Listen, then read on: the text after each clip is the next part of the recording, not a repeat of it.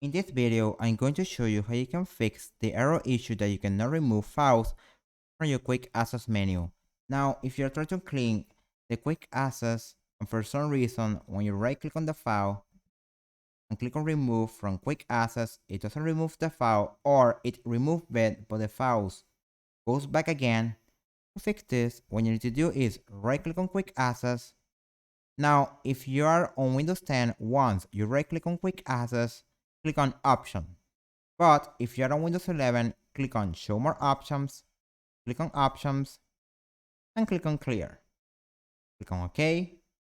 As you can see, the files that I had on my quick access has now been removed. Now, what I recommend you to do now is restart your computer. To restart your computer, simply left click on the Windows icon, click on the power button, and click on restart. If this tutorial was helpful, please consider subscribing to the channel for more tutorials like this one. This is Chris J Technology, and I will be seeing you on the next video. Have a good day.